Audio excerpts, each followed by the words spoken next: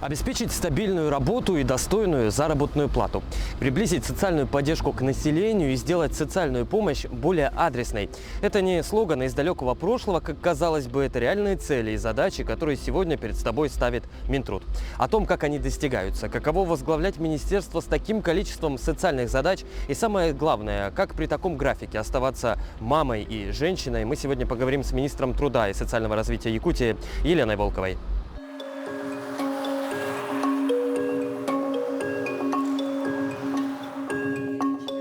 Мы встречаемся с министром в день пленарного заседания Государственного собрания Илтумен.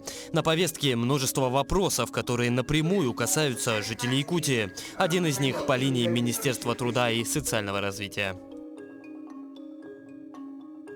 Как идет подготовка к тому, чтобы представить те или иные поправки, тот или иной проект в Илтумене?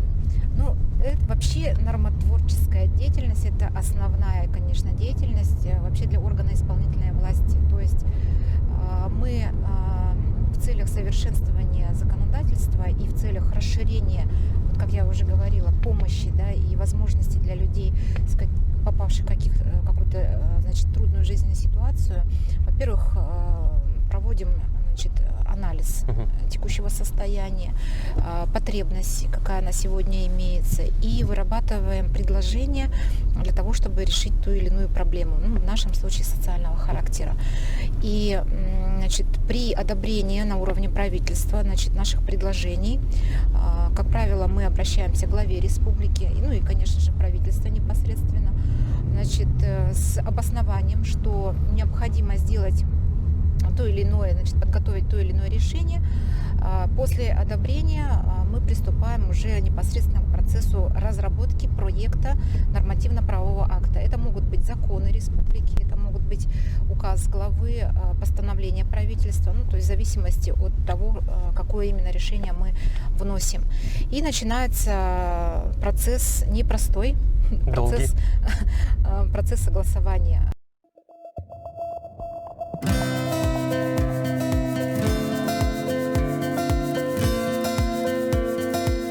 Следующий пункт рабочего дня – визит дома-интерната для престарелых. Проверить, как идет ремонт в помещениях, пообщаться с постояльцами, убедиться, что качество их жизни на достойном уровне. Здравствуйте! Здравствуйте! Здравствуйте! Очень приятно. Мне тоже очень приятно. Ой, нам-то как приятно, потому что к нам, когда приходят, нашу просьбу. Я, знаете, что хочу сказать? Я очень рада, что наше государство организовало вот именно такие, как наши интернаты. Это не только наш, по всей Якутии же много их. Если бы не было таких организаций, куда мы бы пошли? Коллеги молодцы, вообще молодцы, и я их благодарю, что они первыми включились в пилот, потому что он действительно достаточно такой большой, нам дал толчок в работе. Наши специалисты ездили в Москву неоднократно, коллеги с фонда здесь были неоднократно, мы проводим различные обучающие семинары. Мы открываем школы поддержки родственного ухода по всей республике, в каждом районном центре, чтобы людям помогать и объяснять, как правильно ухаживать. Это раз. Открываем везде пункты проката технических средств реабилитации. Прокат есть? Прокат, да, не только для инвалидов, но и для неинвалидной категории, потому что если человек оформляет инвалидность, к примеру, это определенный этап, и либо есть ситуация, когда временно нужна та же коляска, или нужна трость элементарно, или костыли. На Авито же покупают, покупают, по объявлениям сдают. Конечно, да. Сейчас уже будет такая возможность по очень таким низким ценам, взять в прокат.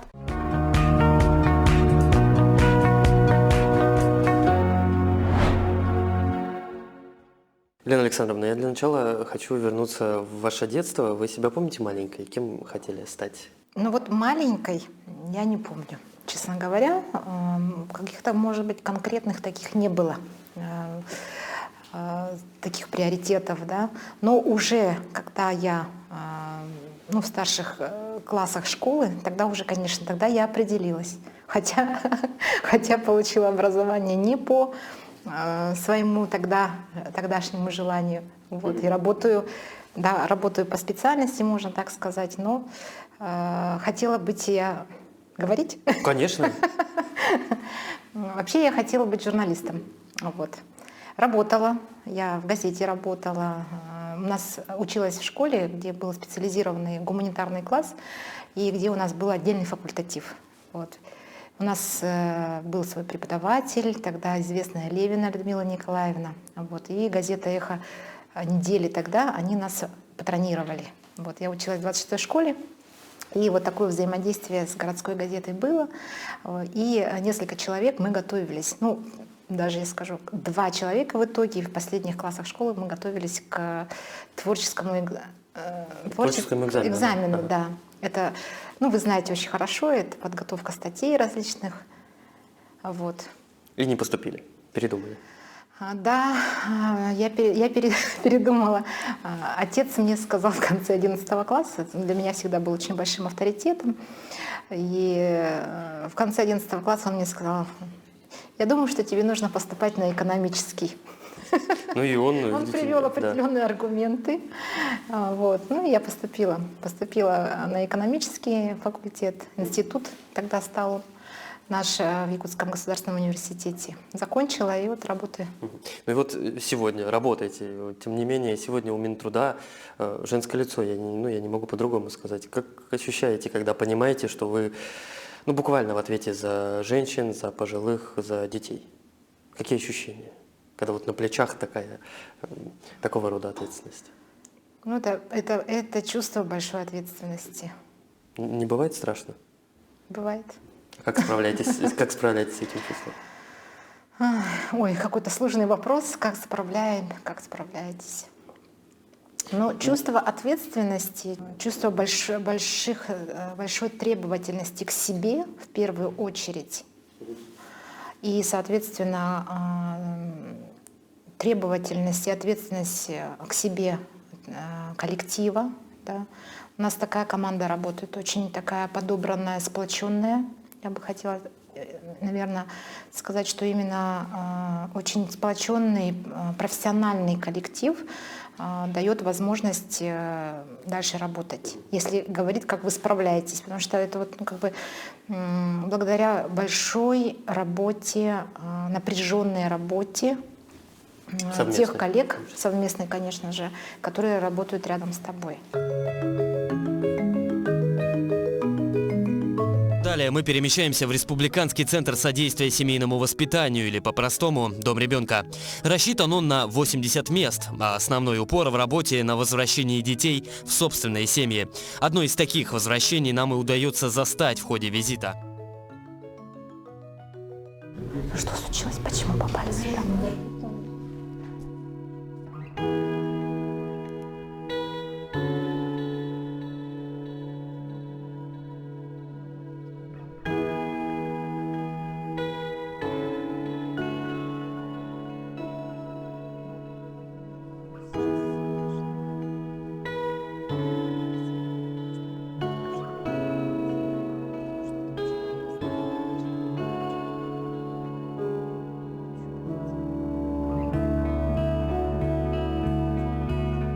Вообще по трудоустройству, если нужна будет помощь, надо будет обратиться.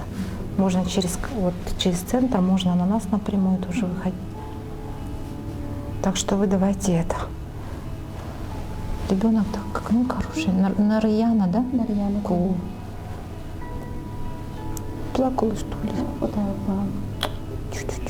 Конечно, мы здесь стремимся детей все-таки как можно быстрее, ребятишки маленькие, чтобы они были устроены в семьи. Вот, то есть самая главная задача сейчас это возвращение в кровную семью, да, то есть все-таки отработка с родителями, с тем, чтобы дети возвращались в кровную семью, потому что нужны папа и мама, родные. Но если, к сожалению, там, семья не имеет какого-то потенциала, да, и все меры профилактического характера уже исчерпаны, вот, то, конечно, уже наши коллективы отрабатывают на предмет устройства в замещающую семью. Ну, то есть это опекунские семьи, если это родные люди, либо это приемные семьи. Да. А это у нас учитель логопед, одна из самых важных. Здравствуйте. Здравствуйте. Мы его увидим на видео, на нашем юбилейном мероприятии. Слава, что замолчал? Ты всегда такой активный парень. Мария Морозовна у нас логопед высшей категории, замечательный, как и все сотрудники учреждения. Чем занимаетесь, Слава? Нет, скажи, сколько тебе лет? О, Скажи. 5. Молодец. 5. А что рисуешь? Что рисуешь? Это не рисунок, а что это? Это что? Рыба. О, молодец. Рыба. Да, 5.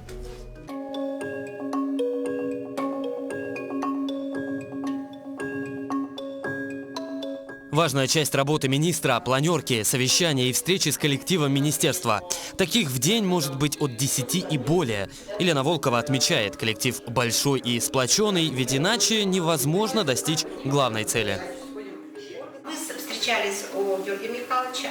Мы принципиально договорились, что с 2025 года мы подключаемся к реализации данной меры социальной поддержки. Еще раз повторюсь, что об этом я говорила еще весной этого года. Значит, мы никому передавать эти полномочия не будем, поскольку мы их будем выполнять сами, Минтруд и его система. Вы сами сказали, что дьявол кроется в деталях. Я понимаю, что вот здесь различный год детства, год семьи, грамоты, дипломы. Все хорошо, меня интересуют две вещи. Вот ваша кукла и еще одна кукла. Я так понимаю, к куклам какая-то особая любовь, да? Коллекционируете? Да, я, если так можно сказать, коллекционирую куклы и статуэтки. Больше женские образы у меня, но хотя есть в моей коллекции, сложно, наверное, таким громким словом сказать, и, конечно, представители, так скажем, сильной, да, половины тоже. Мне когда-то муж подарил первую такую статуэтку, вот, и с того все началось. А сколько много лет назад в коллекции? Можно посчитать? Штук 70, наверное. 70 штук? Ну да. Ух ты! И вот, безусловно... Вот начали привозить, вот после той первой куколки, друзья начали привозить. А вот откуда появилась идея создать куклу с лицом? Куклу Елены Волковой. Насколько я понимаю, это же кто-то вам подарил, да, ее?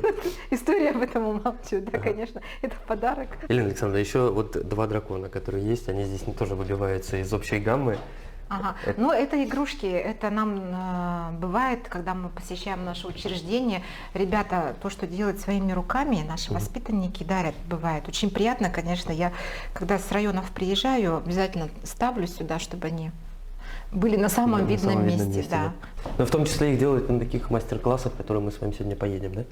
Да, безусловно, потому что у нас, в принципе, и в детских учреждениях, и в учреждениях для взрослых, для пожилых и для людей с инвалидностью мы стараемся, наши культорганизаторы, социальные педагоги занимаются с нашими воспитанниками, прививаем определенные знания, трудовые навыки. Это очень интересно. Очень много изделий из бисера, шьют, вышивают, валяние сейчас очень модно. Очень много у нас талантливых людей.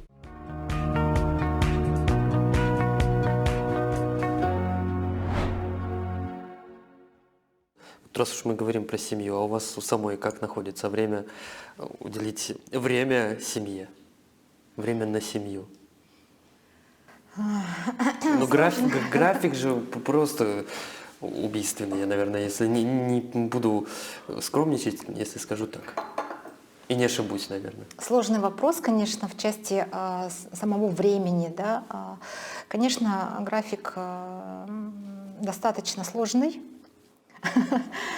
Задач очень много, поэтому приходится довольно много времени посвящать работе непосредственно. Но, тем не менее, конечно, я стараюсь, как многодетная мама, и поскольку есть еще маленькие дети, младшему 7 лет, вот, Поэтому, конечно, стараюсь уделять время семье, детям. Стараюсь поддерживать традицию на ночь почитать книжку. А что последним читали? У нас есть различные вот сборники сказок, да, и русские народные сказки, якутские народные, есть отдельные прямо сборники, и иностранных даже, ну вот. «Маленький принц» и да, все, что дети читают. Андерсон и так далее. Вот. И вот недавно буквально мы вот таких европейских авторов читали. Снова в машину и на следующий пункт рабочего графика – в отделение сопровождаемого проживания. Здесь молодые люди с инвалидностью под присмотром работников отделения учатся социально-бытовым навыкам, чтобы в дальнейшем научиться жить самостоятельно. Наш работник, он всегда рядом, сопровождает, если надо, помогает. Да? И вот у нас ребята уже 3 года здесь прошли, собственно говоря, этап проекта, они проживали, наши коллеги их обучали. Коллеги, вот организация «Сетим», они, значит, полностью прошли очень хорошее обучение в Санкт-Петербурге. У нас исполнитель проекта «Гарди», это Санкт-Петербургская организация родителей детей-инвалидов, очень известная в стране именно по этой технологии. А вот в прошлом году технология уже зашла в закон. Теперь это уже обязательное, то есть для нашей сферы теперь эта технология обязательна, но мы уже готовы, и мы ее начали масштабировать. Я тоже вам об этом когда-то рассказывала. Ну, давайте посмотрим. Да, пойдемте. Давайте пойдемте. Так, кого-то знаю, кого-то не знаю. Видимо, здрасте, девочки. Наверное, есть и новенькие, да? Да, Ага. у нас получатели социальных услуг уже в этом году 50 ребят, Ага. а из интернатов уже у нас 18 ребят, да? Мгм. А кто, ребята, кто из интернатов? Все. А, все, поняла. Откуда? Вы с Тамота, а вы откуда? Я с Алёкминска. Вы с Алёкминска, я, по-моему, про вас знаю. А вы? Я коррекционно. С коррекционной, со специальной коррекционной школы города Якутска. Все, я вас тоже знаю. Заочно, всех знаю заочно. Так, девочек, это наши девочки из проекта. Откуда всех знаете? Ну, я здесь бываю, я рассматриваю их дела, ну вот, потому что определение нуждаемости в таком проекте пока проходит через министерство, потому что это все новые направления, которые требуют непосредственного внимания министерства. Хочу у вас спросить, наверное, больше в таком разрезе не как у министра труда и социальной защиты, а у больше мамы, у женщины. Мария Захарова, официальный представитель МИД России в начале этого года, если не ошибаюсь, в интервью с вашим коллегой, главой Минтруда России, значит, сказала следующее. Она предложила сменить название листка нетрудоспособности для женщин по декрету, потому что считает это, цитата, несправедливым называть женщину, которая занимается трудом, воспитанием ребенка нетрудоспособной. Как относитесь? Почему вообще Мария Захарова эту тему поднимает? Ну, вот я так понимаю, ей не нравится, что называют женщину, которая занимается уходом за ребенком, нетрудоспособной. Можно ли с этим согласиться? честно, откровенно, вот первый раз слышу от вас эту инициативу и мнение Марии Захаровой. Сложно сказать, но в целом, если так посмотреть на ситуацию, и вообще, правильно же говорят, как назовешь корабль, да? Так он и поплывет. Так он и поплывет. И в данном случае отношение вообще к женщине и матери, и сейчас очень много в обществе говорят об этом, к материнству, да, должно быть уважительным, правильным, да, поэтому мы же говорим о повышении статуса и уважения к матери. Поэтому, может быть, здесь есть резон. А в целом, если говорить про работодателей, сейчас мы начали очень активно, значит, проговаривать и говорить о такой идее, как, значит, работодатель должен формировать условия для своих работников и конкретно для женщин с детьми такие, чтобы условия для работы были достаточно комфортные, да, для того, чтобы женщина могла совмещать работу и, то есть свою рабочую занятость, профессиональную деятельность совмещать с обязанностями матери. То есть сразу вот вместо декрета это как бы...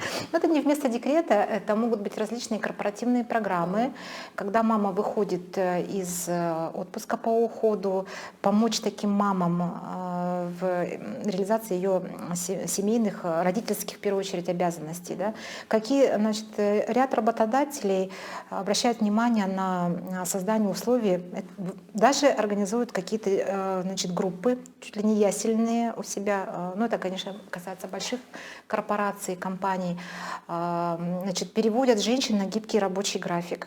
Это тоже немаловажно. Это же позволяет и влиться, в том числе и в трудовую среду обратно после декретного Безусловно. отпуска. И плюс такая мама при гибком рабочем графике будет более спокойна, да, за то, что вот у нее ребеночек заболел, значит, она может, допустим, остаться дистанционно дома. Да, мы прервались, когда вы рассказывали, кто где работает. Давайте с вас. Давайте с вас. В данное время я сейчас проживаю на Богдана Тихих самостоятельно. Вы вообще самостоятельно Да, проживаете? 3 июля туда вот это Работал, значит. Работал, Все это скорее время всего. работал. А где сейчас, где работаете? В данное время полиграфией занимаюсь. Есть заказчики? Да, есть. Я знаю, в Тугис появилась, да? Появилась. А за сколько продаете? Ну, распечатка. Но есть покупатели? Есть студенты, очень активно заказывают, Да. хорошие, да? Тем более студенты, я думаю. Студенты. Что То они- есть какая-то копеечка идет, да? А сколько? Можно поделиться? Я уж извиняюсь за любопытство. Алина Александровна, вы хлеб отбираете. Нет. Я просто люблю вот это дело. Хорошо, давайте. Я же журналист в душе. Да. А сколько? Ну так вот, здесь были кабинеты, ну, очень таком не очень состоянии. Давайте пройдем. Давайте, да? пройдемте. Ну, ничего, да? Потом. Да, ничего. Ага. Ух ты. И вот в рамках проекта сделали ремонт. Вот. Здесь санузлы есть, потому что это бывшая гостиница. Поэтому как-то более-менее условия более-менее Это подходящие. получается полноценная квартира, только без кухни, потому что кухня вообще. Кухня общая, да. Поэтому они учатся жить самостоятельно. А убираются? Убираться Тоже самостоятельно. Все самостоятельно.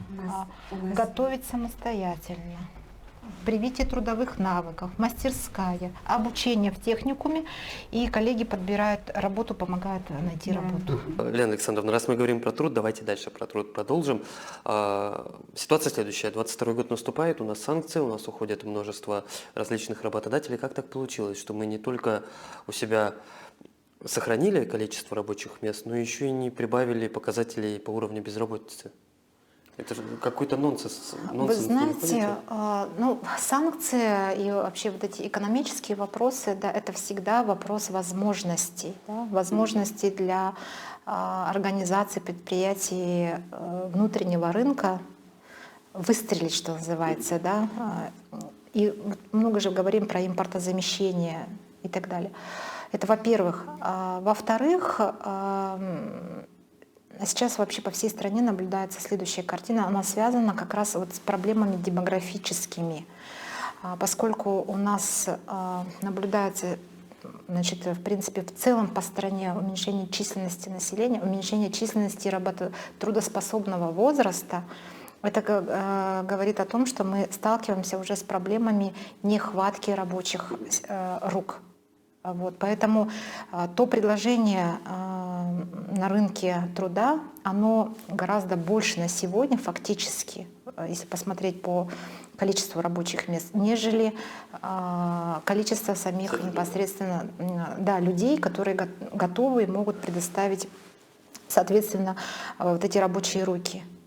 Это вопрос именно связан с сложной демографической ситуацией. Поэтому экономика развивается, развиваются различные, значит, направления, ну, промышленного производства, добыча. Новые у нас креативные новые, сферы. да, сферы появляются. У нас в республике активно развиваются, да, различные направления промышленного производства, транспортная сфера, медицина, опять же, да.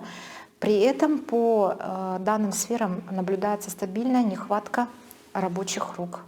Вот. И в занятости у нас наблюдается такая, так, как это говорят, структурный дисбаланс.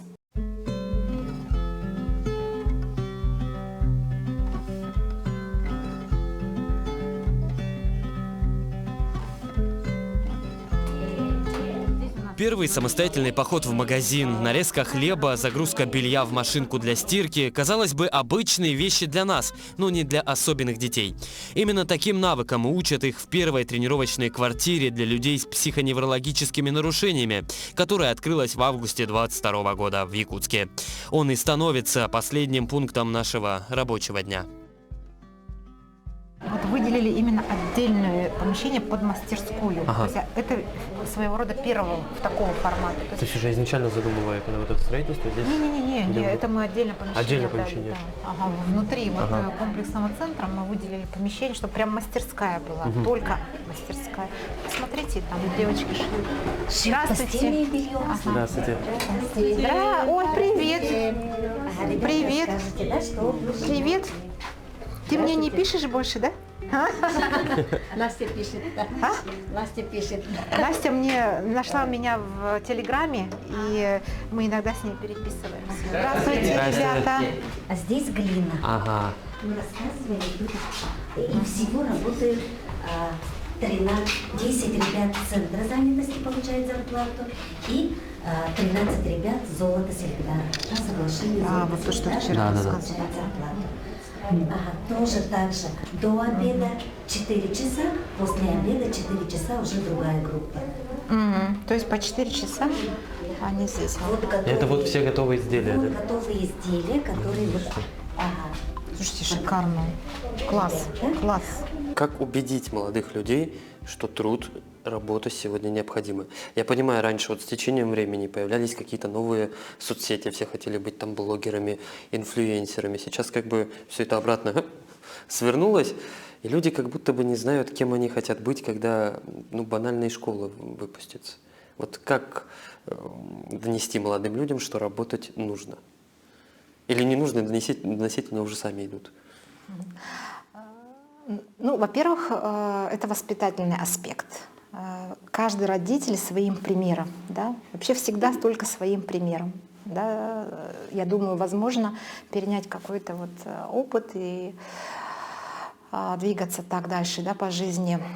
Пример родителей, соответственно, ранняя профориентация, о которой много говорится. Сейчас коллеги из Министерства образования достаточно большую работу ведут с тем, чтобы организовать такие условия, чтобы наши старшеклассники могли, будучи, находясь, значит, в школе, уже получать свою первую профессию. Да. На косметику есть деньги, да? Есть. Уже с не бюджета. Здравствуйте. Пусть скромненько посмотрим. Называется мастер-бок. Здравствуйте. У нас очень хороший педагог. Здравствуйте. Прямо мы очень рады. И вот нашим Инструктор. воспитателям. Здравствуйте, ребята! У нас гости! Что делают они? К первому инклюзивному всероссийскому конкурсу готовят изделия. Поделку, да? Да, хотим участвовать в онлайн-конкурсе. В национальном стиле кормушку делают. Целыми днями хотят ходить. Все. И круглогодично хотят. Не желают отдыхать, обижаются. На какой период мы берем? У нас здесь гончарные. До 2 месяцев. Есть инструменты, вот, да, Обижаются. печка. Вот ребята занимаются изделием, делают. Многие, я вот весь год наблюдаю за тем, как ратуют, голосуют за возвращение или введение 4-дневной рабочей недели против действующей 6-дневной, у кого-то даже 5-дневной, 6-дневной. Как относитесь, может ли такое быть в реальности? Ну, это несколько лет обсуждают этот вопрос. Честно, откровенно, мое личное субъективное мнение, вряд ли в ближайшей перспективе это возможно. Почему говорят о 4-дневной рабочей неделе? По всей видимости, это связано с тем, что в перспективе ожидается развитие цифровых технологий, автоматизации многих процессов и так далее. Вот. Но я думаю, что мы на наш век мы с вами еще поработаем. Елена Александровна, у меня для вас еще есть небольшой блиц. Там всего 5 вопросов. Нужно отвечать коротко и думать максимально короткое время. Сможем? Хорошо. Самое идеальное место для отпуска? Мы сегодня очень много говорим про работу, поэтому решил с отпуска. Я хочу на море. Елена Александровна, что последнее заставило вас растрогаться или наоборот засмеяться очень сильно? Растрогаться. Ну, возможно, заплакать, расчувствоваться. В последнее время. Фильм. А что это был за фильм? Я не обещал не задавать дополнительных вопросов. Какой-то фильм посмотрели с супругом буквально случайным образом про детей. Что для вас значит слово «семья»? Можно одним словом, можно нескольким. Любовь, дети, родные, поддержка. Что бы вы сказали маленькой Лене если бы в прошлом? Так легче, видимо, да? Ну, на телевизор-то я этого не скажу. Ну почему? Ваши коллеги говорят, меньше быть, допустим, меньше стесняться, больше себя проявлять. Что бы из такого вы могли бы сказать себе? Я не знаю, как это оценят телезрители. Я бы себе сказала, да, сегодня я бы сказала себе, более молодой, не переживать так сильно, как это было, допустим, раньше. Да? То есть вот эти вот чувства чрезмерной ответственности, чувство ответственности не дает спать, что называется, да? Не есть, не спать. Поэтому надо, конечно, находить баланс. Вот, во всем должен быть баланс. А все остальное приложится.